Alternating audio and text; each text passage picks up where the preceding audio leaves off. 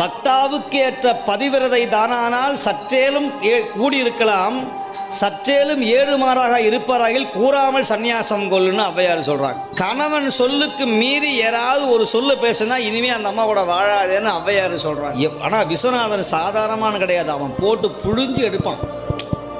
பாண்டரங்கன் எப்படின்னு எனக்கு தெரியாது, ஆனால் எங்கள் சிவபெருமான் இருக்கிறாரு, அவர் என்ன பண்ணுவார்னா எல்லா வினைகளையும் புழிஞ்சு எடுப்பார். எடுத்துட்டு என்னால் முடியலப்பா அப்படின்னு உட்காரும்போது நல்ல ஐஸ்கிரீமை கொண்டாந்து வாயில் ஊட்டுவார். சாப்பிட்ற ராஜா.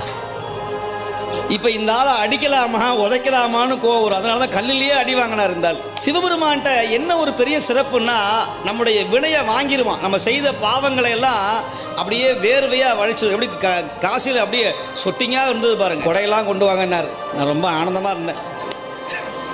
ஆனால் அப்போ தான் புரிஞ்சுது கொடை கொண்டு வாங்க எதுக்கு, வெயில் பலமாக அடிக்க போது கொடை கொண்டு வாங்க.